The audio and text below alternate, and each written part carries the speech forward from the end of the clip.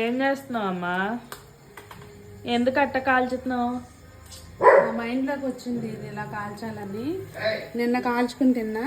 ఇప్పుడు మీకోసం ఈ రెండు, అన్నకొకటి నీకొకటి. ఇవి అమ్మమ్మ ఇంతకుముందు ఇట్లా డైరెక్ట్గా మంటలో పెట్టేసేది, విత్ ఇది పొట్టుతోటి పెట్టేసేది అనమాట. అదొక టైప్ టేస్ట్ వస్తుంది.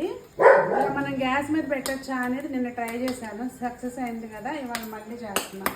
కాకపోతే ఏంటంటే ఒకసారి కాల్చుకోవాలనుకున్నప్పుడు ఒకటేసారి ఇంట్లో అందరికీ కూడా పెట్టేసుకోవాలండి, లేకపోతే గ్యాస్ మళ్ళీ ఇన్నిసార్లు ఫోన్ చేసుకోవాల్సి వస్తుంది.